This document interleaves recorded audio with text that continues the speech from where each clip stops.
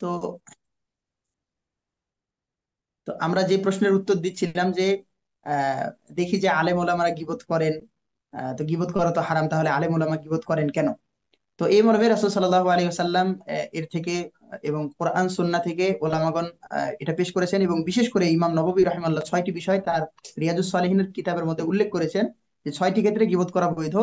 তার ক্ষেত্র বিশেষে তিনি বলতে গিয়ে বলেছেন যে যদি কোনো মানুষ আহ, দেখা যাচ্ছে বিবাহের প্রস্তাব দিয়েছে, তো তাকে তার কাছে সত্যটা উন্মোচন করতে হবে। সেটা মেয়ে পক্ষ হোক অথবা ছেলের পক্ষ হোক। কেউ যদি ব্যবসা করতে চায় কারোর সাথে, এবং কাউকে যদি জিজ্ঞাসা করে যে ভাই এই ব্যক্তির সাথে ব্যবসা করা যাবে কিনা, তাহলে সেই ব্যক্তি বলে দিবে যে ভাই এই ব্যক্তি খারাপ নাকি ভালো, সে ভালো মন্দটা স্পষ্ট করে দিবে।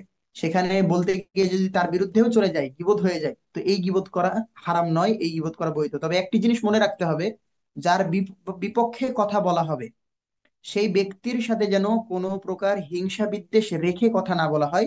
বরং একজন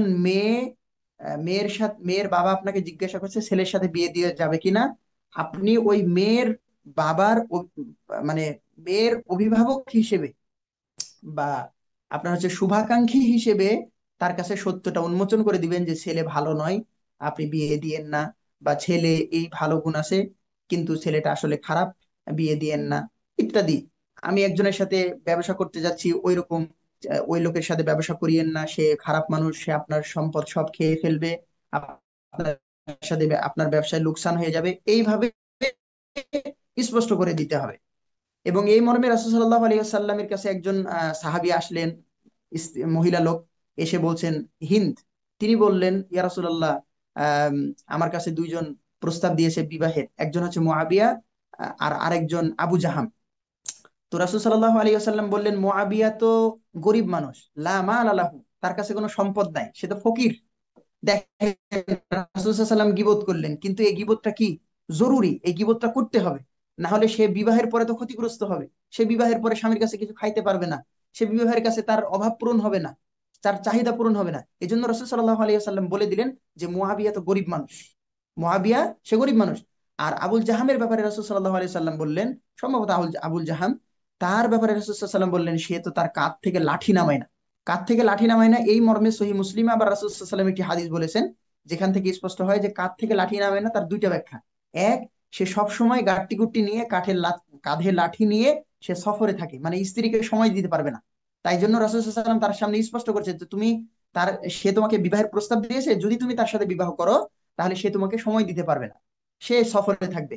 আর আরেকটি অর্থ নেওয়া হয়েছে যে সে তার কাঁধ থেকে লাঠি নামায় না, মানে সবসময় হাতে লাঠি রাখে, সে স্ত্রীদেরকে পিটায়, মানে হয়তো বা তার আগের স্ত্রী ছিল তাদেরকে পিটাইতো। তো এই জন্য রাসূল সাল্লাল্লাহু আলাইহি ওয়াসাল্লাম তার সামনে স্পষ্ট করে দিলেন একজন গরিব আর আরেকজন স্ত্রীকে পিটায় বা সফরে থাকে। তো এই কথাগুলি আল্লাহ রাসূল সাল্লাল্লাহু আলাইহি ওয়াসাল্লাম বলে দিলেন হিন্দকে। যদি আল্লাহ রাসূল সাল্লাল্লাহু আলাইহি ওয়াসাল্লাম না বলতেন, এবং ওই ব্যক্তি, ওই মহিলা যদি আহ তাদের একজনকে বিবাহ করে নিত, তাহলে সে কোনো না কোনো কষ্টে ভুগতো। যেমন আবু সুফিয়ানের সাথে বিবাহ বন্ধনে আবদ্ধ হলো, তার মানে সে তার অভাব পূরণ করতে পারবে না।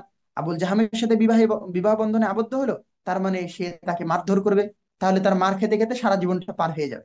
এই জন্য রাসূল সাল্লাল্লাহু আলাইহি সাল্লাম যাতে সাংসারিক জীবনে কোনো সমস্যা তৈরি না হয়, এই জন্য আল্লাহ রাসূল সাল্লাল্লাহু আলাইহি সাল্লাম তাকে স্পষ্ট করে দিলেন যে এই গরিব মানুষ আর এই স্ত্রীদেরকে মারে বা সফরে থাকে, সে তোমাকে সময় দিবে না বা তোমাকে মারধর করবে। তো এই গীবত করা যেমন হারাম, তেমন কিছু কিছু ক্ষেত্রে গীবত করা ফরজ, কিছু কিছু ক্ষেত্রে গীবত করা সুন্নাত, কিছু কিছু ক্ষেত্রে গীবত করা জায়েজ, বৈধতা রয়েছে। এরকম অনেক ক্ষেত্র আছে, যদি আমরা আরেকদিন সময় পাই তো কোন কোন ক্ষেত্রে গীবত করা এবং কিভাবে কিভাবে গীবত করা বৈধতা রয়েছে সেটার ব্যাপারে আমরা জানতে পারবো।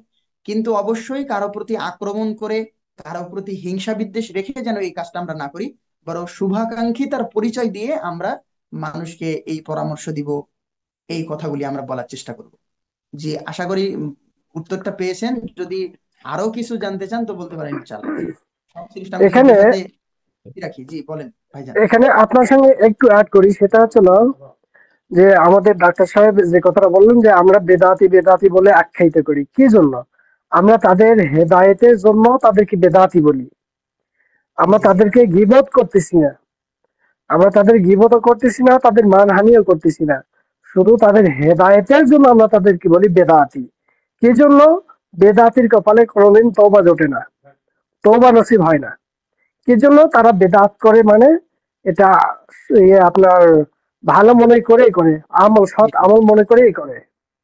জি এই জি জন্য তাদেরকে বেদাতি বলা হয়। তো বেদাতি কোনো খারাপ ভাষা নয়, এটা একটি ভালো ভাষা, সমস্যা নেই বেদাতি বলা। জি, জি জি জি। জাজাকাল্লাহ খায়। বেদাতি কোনো গালিগালাজ নয়, বরং গালি এটি নয়। হচ্ছে এটা এটা এটা সুন্নাহর ভাষা। যেমন রাসূল সাল্লাল্লাহু আলাইহি ওয়াসাল্লাম, কুল্লু বিদআতিন দালালা, প্রত্যেক বেদাত ভ্রষ্টতা। তো জি এই জি বিদআ, জি জি। এখান থেকে বেদাতি মানে যারা বেদাত কর্মটা করে তাদেরকে বেদাতি বলা হয়। তো এখানে অসত্য কিছু বলা হয় না, এটা এখানে ঠিকই বলা হয় যে বেদাতি। আর এটা কোনো অশ্রব্য ভাষায় গালিগালাজ নয়। আর আরেকটি বিষয় হচ্ছে যে আমি বললাম যে এই বিষয়ে একদিন মানে বিস্তারিত আলোচনা করতে হবে। ভাইজান যেমন বললেন যে আমরা কেন বেদাতীদের কথা বলি, দেখেন আমরা যদি বেদাতীদের কথা জনসম্মুখে স্পষ্ট করে না দিই, তাহলে যে কোনো মানুষ সেই বেদাতীদের খপ্পরে পড়ে যাবে এবং সেই ব্যক্তি বেদাত করতে শুরু করে দিবে, এই বেদাতির অনুসারী হয়ে যাবে এবং সে বেদাতটাকেই সুন্নাত মনে করবে, বেদাতটাকেই ইবাদত মনে করবে, ভালো মনে করবে, এবং সে এই বেদাতি কর্ম তার জীবনে মানে বাস্তবায়ন করে ফেলবে। এই জন্য আমাদেরকে সতর্ক করতে হবে। যেমন আমি বললাম একটু আগে সে যে চালাতেই একজন থাকবে, ব্যক্তি, বেদাত হ্যাঁ, চালাতেই থাকবে। জি জি জি জি, বেদাত চালাতে থাকবে। এবং একজন ব্যক্তি মাদকের ব্যবসা করে সমাজে, আমি যদি তার বিরুদ্ধে অ্যাকশন গ্রহণ না করি, তাহলে সে আমার যুব সমাজকে নষ্ট করে দিবে, আমার সমাজটাকে নষ্ট করে দিবে। তাহলে তার বিরুদ্ধে যেখানে গিয়ে গীবত করলে, এখানে আরেকটি বিষয় মনে মনে রাখতে হবে, যার তার সামনে গীবত করলে আবার হবে না, যেখানে গিয়ে গীবত করলে এইটার মানে কাজ হবে, সেখানে গিয়ে গীবত করতে হবে। এবং আরেকটি বিষয় যে আহ, এই যে আমরা জনসম্মুখে বা ওয়াজের মঞ্চে, বক্তৃতার মঞ্চে বা জুমার খুতবার মিম্বারে বসে থেকে, দাঁড়িয়ে থেকে যে আমরা বেদাতীদের বিরুদ্ধে বলি এবং অনেক সময় নাম উচ্চারণ করেও বলি, বলা হয় কেন, এইটার ব্যাপারে স্পষ্ট কথা আছে। এই যে যেমন বললাম যে এটার ব্যাপারে আসলে বিস্তারিত আলোচনা করতে হবে, আমি করতে পারবো আলোচনা, কিন্তু অনেক সময় লাগবে। যেমন একজন ব্যক্তি এ রাসূল সাল্লাল্লাহু বিষয়ে আলাইহি ওয়াসাল্লামের কাছে আসছে। ইব্রাহিম ভাই, আমরা জি এই ভাই। বিষয়ে একদিন একটা পর্ব করবো ইনশাআল্লাহ। গীবত আচ্ছা ঠিক কত আছে। প্রকার ও কি কি, এ বিষয়ে আমরা পর্ব করবো ইনশাআল্লাহ। আচ্ছা ঠিক আছে ইনশাল্লাহ।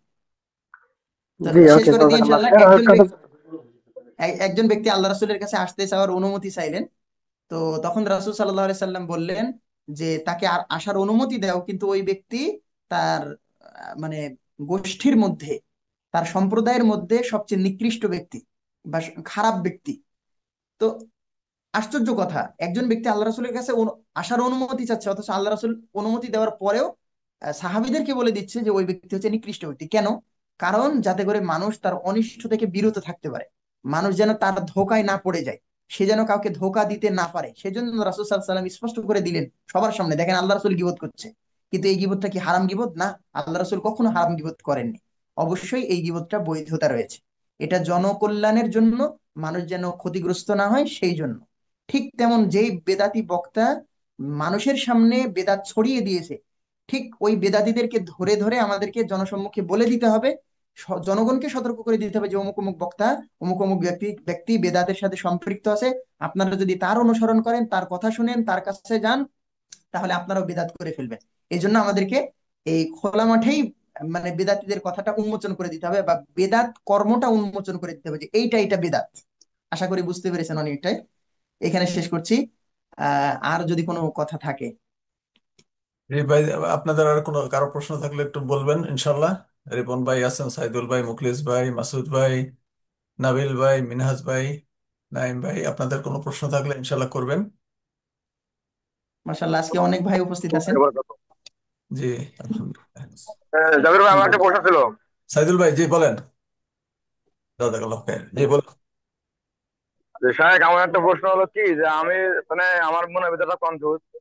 আমি আল্লাহু লিমান হামিদা, ঠিক আছে, রব্বানা ওয়া লাকাল হামদ, মানে ইমামের পেছনে আমারও কি সামি আল্লাহু লিমান হামিদা বলতে হবে, নাকি জি জি রব্বানা ওয়া লাকাল হামদ বললে হবে? জি জি না, জি জি জি, ইমামে আপনার প্রশ্ন কি শেষ হয়েছে? জি জি, আমার প্রশ্ন এটাই যে সামি আল্লাহু লিমান আমি আল্লাহু লিমান হামিদা বললে আমি কি সামি আল্লাহু লিমান হামিদা বলে কি রব্বানা ওয়া লাকাল হামদ বলবো, রব্বানা ওয়া লাকাল হামদ বলবো কি, এটা আমার প্রশ্ন, ঠিক আছে? সামি আল্লাহু লিমান হামিদা আপনাকে বলতে হবে। সামি আল্লাহু লিমান হামিদা আপনি বলবেন, তারপরে বলবেন রব্বানা ওয়ালাকাল হামদ বা রব্বানা লাকাল হামদ বা আল্লাহুম্মা রব্বানা ওয়ালাকাল হামদ হামদান কাসীরান তাইয়িবান মুবারাকান ফি, এটা পারলে বলবেন। আপনি সামি আল্লাহু লিমান হামিদা বলবেন অবশ্যই। তবে ইব্রাহিম ভাই এখানে প্রচলিত কিন্তু আছে। কিছু মতভেদও রয়েছে। শেখ বিন হ্যাঁ, বাজ বলবেন। রাহমাহুল্লাহ বলছেন, শেখ বিন বাজ রাহমাহুল্লাহ বলছে মুক্তাদি রব্বানা ওয়া লাকাল হামদ শুধু বললেই যথেষ্ট হবে। এটা না শেখ বিন না, বাজ এটা রাহমাহুল্লাহ। এটা এটা বুখারী মুসলিমের ডাইরেক্ট হাদিস আছে, হ্যাঁ। ইমাম ও আচ্ছা, মুক্তাদি জি জি জি। উভয়ই সামি আল্লাহু লিমান হামিদা এবং জি আল্লাহুম্মা রব্বানা ভাইজান, ওয়া লাকাল হামদ বলবে। ওলাম জি শোনেন, ওলামাগণ ভিন্ন মত পোষণ করতে পারেন, কিন্তু এটা বলতে পারবে এবং বলবে আর কি। জি সামি আল্লাহু লিমান হামিদা বলে, যেমন আল্লাহু আকবার বলবে ইমাম যখন মানে তাকবিরে তাহরিমা থেকে শুরু করে আল্লাহু আকবার যেটা বলেন, মুসল্লিরা বলবে। আল্লাহু আকবার বলে রুকুতে যান, সেটা মুসল্লিরা বলবে। রুকু থেকে ওঠার সময় সামি আল্লাহু লিমান হামিদা এটাও বলবে। আবার আপনার হচ্ছে সিজদাতে যাওয়ার সময়, সিজদা থেকে ওঠার সময়, সব সব ক্ষেত্রে যখন যেমন আল্লাহু আকবার বলবে, ঠিক সামি আল্লাহু লিমান হামিদাটাও বলবে। আল্লাহু আলাম। জি। জি জি। জাযাকাল্লাহ খায়ের। বারাকাল্লাহ ফিক। আমি দলিলটা দিয়ে দিছি, মেশকাত 683 1140। আপনি জাবের ভাই এটা একটু গ্রুপে দিয়ে দিন। আচ্ছা ইনশাল্লাহ, ঠিক আছে। জি। আচ্ছা, ওকে জাযাকাল্লাহ খায়ের। আর তো আমরা সাহেব কি বিদায় পেয়ে যেতে অনেক রাত হয়ে গেছে বাংলাদেশে, 11:30 পার হয়ে গেছে, 11:35 বাজে। জি, আমরা তো দেখি আর যদি কারো প্রশ্ন না থাকে তাহলে আরেকটা আমরা প্রশ্ন সাহেবকে নেই, বিদায় দিই। আরেকটা প্রশ্ন নেই শুধু, হ্যাঁ, তাহলে আমরা শেষ করে দিই ইনশাল্লাহ। ইনশাল্লাহ। যে কারো প্রশ্ন থাকলে ইনশাল্লাহ করবেন। আরেকটা প্রশ্ন নেই, তারপর শাইখকে আমরা বিদায় দিই। শাইখের এখানে অনেক রাত হয়ে গেছে। কোনো ভাইদের প্রশ্ন আছে? আলোচনা না, নাই। আলোচনা আলোচনা যেটা আমরা শুনলাম, এর মধ্যে তো অনেক প্রশ্ন থাকা কথা, যদি আমরা আলোচনা শুরু থেকে শুনে থাকি। জি যেমন জি, আমাদের ডাক্তার সাহেব প্রশ্ন করলেন, তো আমরা এই আনুষঙ্গিক প্রশ্নটা যদি আনুষঙ্গিক করি প্রশ্নগুলো তাহলে ভালো। সবচেয়ে ভালো হয়, আলোচনাটা জি। বুঝতেও সুবিধা হয়। এখন শাইখ আমরা জি, তাহলে হ্যাঁ জি, বলেন বলেন। তাহলে আর একটা প্রশ্ন করে, যেহেতু প্রশ্ন জি, মানে বলেন। সুযোগ এসছে, যে আমরা মনে করেন অনেক ক্ষেত্রে আমার রুমে 3 জন 4 জন করে থাকি, ঠিক আছে। একজন আরেকজনের বিষয়ে মানে কোনো একটা মানে খুঁটিনাটি হলে আমরা বলি, যে একজন আরেকজন বলি, এটা ওকে গীবাতের ভিতর পড়বে? একটু যেহেতু বিষয়বস্তু এটা ছিল। আহ একসাথে যদি 4-5 জন বা রুমে একসাথে কয়েকজন অবস্থান করা হয়, তো একজন আরেকজনের কথা বললে সেটা গীবত হবে কিনা। জি জি জি। যদি সেটা আসলে আহ মানে ধরেন যে আমরা 4 জন থাকছি, তার মধ্যে 2 জন বাইরে আছে বা একজন বাইরে আছে, আমরা 3 জনে মিলে বা 2 জনে মিলে তার বিরুদ্ধে কোনো কথা বলছি। যদি তার আসলে গীবত হয়, মানে গীবত হচ্ছে কিনা এটা আসলে আমরা নিজেরা বুঝতে পারবো যদি তার মধ্যে খারাপ গুণ থাকে। যেমন ধরেন, আমি স্পষ্ট করি যে তার মধ্যে যদি এমন কিছু খারাপ গুণ থাকে যেটা আপনি বুঝতে পারছেন অথবা আরেকজন ভাই বুঝতে পারছে, তো ওই খারাপ গুণের কথা আমরা আলোচনা করতে পারি যে ভাই দেখেন, আমরা একসাথে থাকছি, তার মধ্যে এই খারাপ গুণটা আছে, আমরা তার কাছ থেকে একটু মানে সতর্ক থাকার চেষ্টা করব। এটা গীবত হবে না। যেমন ধরেন যে ওই লোকটা খারাপ সিনেমা বা ইত্যাদি খারাপ কিছু দেখার অভ্যাস আছে, তো আমরা নিজেদের মধ্যে সতর্ক করে দিব যে ভাই দেখেন, ওই ব্যক্তির সাথে অতটা মিশা যাবে না, গভীরে যাওয়া যাবে না। যে যদি আমরা তার সাথে গভীরতায় যাই বা মিশতে চাই, তাহলে আমরা হয়তো বা তার ওই খারাপ ইয়ের মধ্যে পড়ে যেতে পারি। এই ক্ষেত্রে গীবত হবে না। তার অনিষ্ট থেকে বাঁচানোর জন্য যদি আমরা কোনো কথা আলোচনা করি, সেটা গীবত নয়। কিন্তু যদি তার ব্যক্তিগত কোনো বিষয় নিয়ে সমালোচনা করি, সেটা গীবতের অন্তর্ভুক্ত হবে।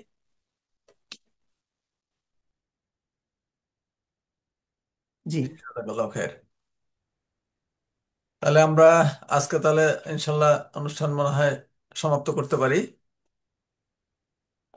জাযাকাল্লাহু খাইর। জি। আর জি ইনশাল্লাহ।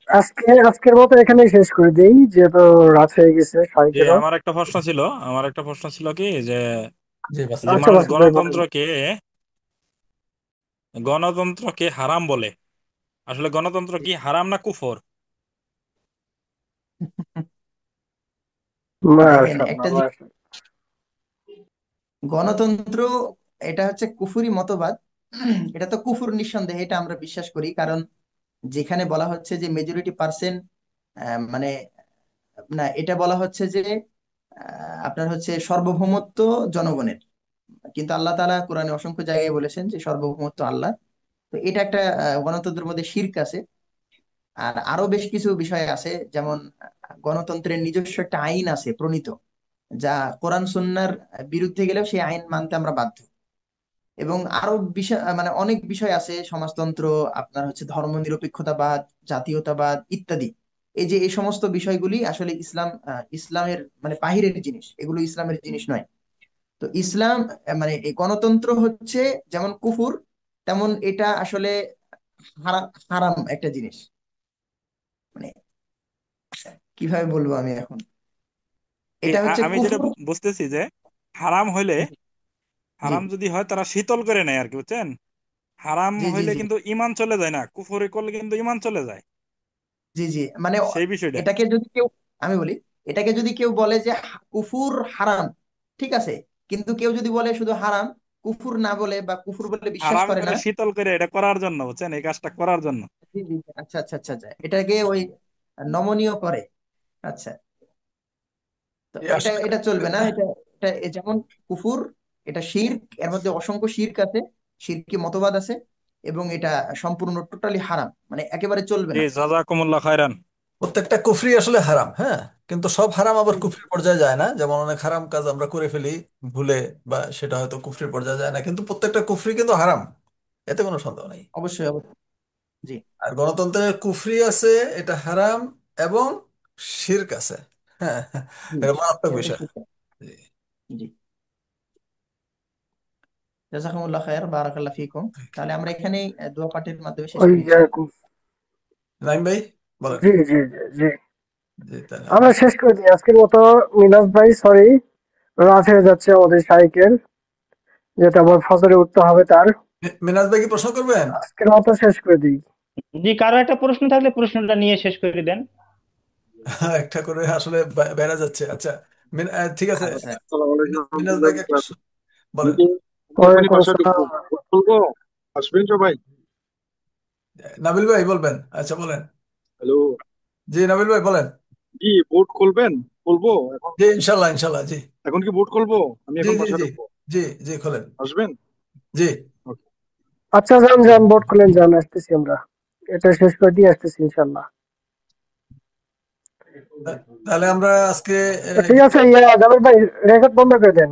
সুবহানাকাল্লাহু ওয়া বিহামদিহি, আর হচ্ছে সুবহানাল্লাহি ওয়া যদি বিহামদিহি। ভবিষ্যতে মানে প্রোগ্রামটা তো আপনারা চালু করে রাখবেন, জি মানে আর একটু ম্যানেজমেন্টটা একটু সুচারুরূপে হওয়া উচিত। যেমন এই যে প্রশ্নটা করবেন কি করবেন না, যাদের মনে প্রশ্ন থাকবে বা প্রশ্ন করার ইচ্ছা থাকবে, তারা প্রশ্নটা গুছিয়ে রাখবেন বা প্রশ্নটা নিকটে রাখবেন, জি এবং মাথায় রাখার চেষ্টা করবেন বা লিখিত আকারে রাখতে পারেন। সেটা যখন আমাদের প্রোগ্রাম শেষের দিকে যাবে, তখন সেটা সিরিয়ালে একজনের পর একজন বললে সেটা সবচেয়ে বেশি ভালো হয়। ভালো হয়, জি। আমি জি এর জি জি জি। এরপরের পর্বে ইনশাল্লাহ আমি, যেহেতু আজকে আমাদের ভাইয়ের সংখ্যা অনেক বেশি আছে আলহামদুলিল্লাহ, এরপরে আমি ওই হাত তোলার ব্যবস্থা করবো, যে হাত তুললে সিরিয়ালি তাহলে চলে আসবে, যখনই হাত তুলবে সিরিয়াল চলে আসবে, ওই সিরিয়াল দেখে দেখে আমি তাহলে একটা একটা করে হুম, এটা জিজ্ঞাসা করবো। বুঝি, জি। এটা সবচেয়ে ভালো হবে। জি। সুবহানাকাল্লাহু ওয়া বিহামদিহি, আশহাদু আল্লা ইলাহা ওই ইল্লাল্লাহ। যে জামায়াতুল জি, আছে, জাবের ভাই সর্বশেষ, মতিউর জাবের রহমান ভাই আপনার মাদানির। কাছে অনুরোধ, সর্বশেষ মিনাজ ভাই হ্যান্ড রাইজ করছিল, মিনাজ ভাই তাকে মিনাজ একটা ভাই, জি। প্রশ্ন করার আচ্ছা, সুযোগ দিয়ে দেন। মিনাজ ভাই আপনি প্রশ্ন করেন। জি, মিনাজ ভাই করেন। জলদি জলদি, আমাদের মুরব্বী মিরাজ ভাই বলেন।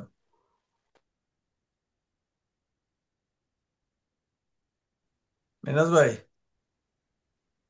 আচ্ছা মিনাজ ভাই বোধহয়, মিনাজ ভাই মিউটে আছেন, আনমিউট করে নেন মিনাজ ভাই। ওয়ালাইকুম রহমতুল্লাহ। যে আসসালামু রহমতুল্লাহি বারাকাতুহু। ওয়ালাইকুম আসসালাম ওয়া রাহমাতুল্লাহি ওয়া বারাকাতুহু। তাহলে শেষ হয়ে গেছে নাকি? আমরা ইনশাল্লাহ এতে চলে যাবো, সমস্যা জি নাই, জি, আমরা একটু। আমাদের আমাদের শেষ হয়ে গেছে আজকে। জি জি জি, আসসালাম। সমস্যা নাই ইনশাল্লাহ। ওকে, আসসালাম।